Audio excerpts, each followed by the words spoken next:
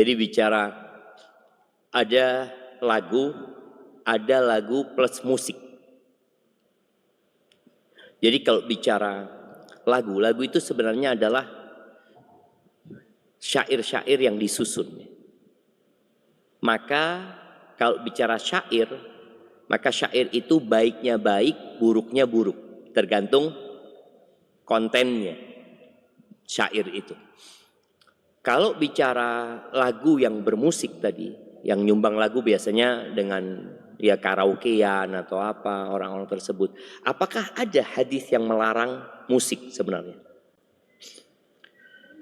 Ketika anak di pesantren tahun 1995,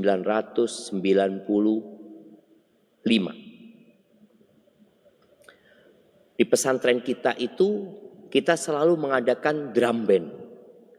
Kemudian latihan marawis ya di pondok kita itu. Ada satu pondok yang mengharamkan musik. Terjadilah dialog. Kita baru pertama dalam hidup.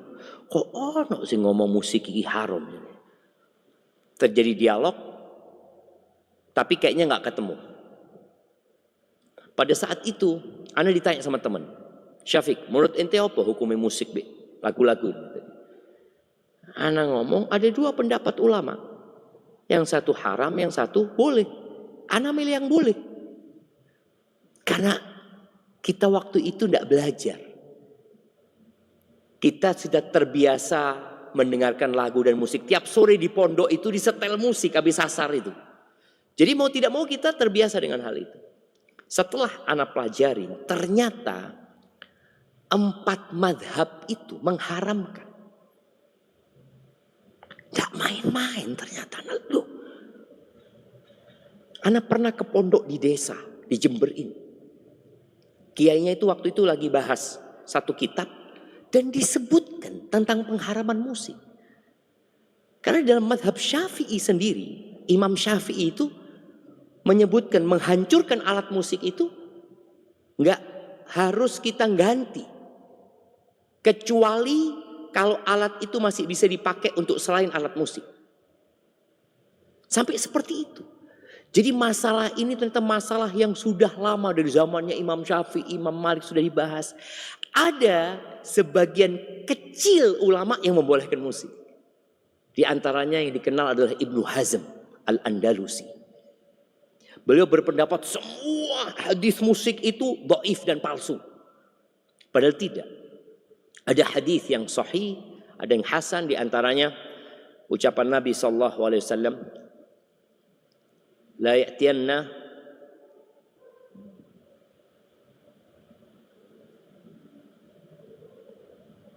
aw la ya'tiyanna qaumun yastahilluna al-hira wal harira wal khamra wal ma'azif. Kata Nabi SAW, akan datang satu kaum yang menghalalkan zina. Akhirnya zina dilegalkan sama mereka. Kemudian harir, sutra bagi kaum laki-laki. Kemudian minuman keras. Yang keempat wal ma'azifa, dan alat-alat musik. Akan datang satu kaum yang menghalalkan itu. Berdasarkan hadisnya dan hadis-hadis lainnya, di sini 4 mazhab itu sebenarnya kalau dilihat jumhurul ulama, mereka berpendapat bahwasanya musik itu haram. Jadi bukan hal yang baru. Maka anak sempat ditegur ketika anak menyampaikan tentang hal ini. Ya, ada seorang tua mengatakan, Ustadz, anak 60 tahun Ustadz, umur anak Ustadz, gak pernah dengar musik haram. Kok tahu-tahu Ustadz datang mengatakan haram? Loh, anak ngomong sama, anak juga gak dengar dulu. Anak sama gak dengar. Bahkan itu menjadi satu hal yang lumrah di sini. Di pesawat kita dengar musik, di minimarket dengar musik, di mana-mana musik itu coba. Karena dianggap satu hal yang nggak apa-apa gitu loh. Tapi setelah anak kaji tentang hal itu, ternyata memang nggak boleh. Dan musik itu melalaikan. Ada alat musik yang diperbolehkan. Di waktu yang ditentukan. Yang pertama, hari raya. Boleh rebana. Apakah boleh rebana yang ada kerincingnya? Kan rebana itu ada rebana yang apa istilahnya? Yang standar, yang polos ya. Tapi ada rebana yang ada kerincingnya. Dalam mazhab Syafi'i ada yang membolehkan rebana pakai kerincing. Makanya kalau kita lihat kadang-kala mereka pakai rebana ada kerincingnya. Tapi sebagian besar mengatakan enggak, rebana polosan. Itu pada waktu Idul Fitri, Idul Adha. Kemudian juga pada waktu pernikahan. Jadi pernikahan boleh pakai rebana. Jangan pernikahan yang disetel murattal. Idza zulzilatil ardu zilzalaha. Iki pernikahan yang disetel kiamat. Oh boy. Enggak, jadi pernikahan itu memang ada senang-senang boleh pakai rebana ya. Bahkan zafin ya, orang-orang yang kadang-kala berjoget, tapi alat musiknya cuma boleh pakai rebana. Dan tadi kalau mau nyumbang di situ tidak apa-apa.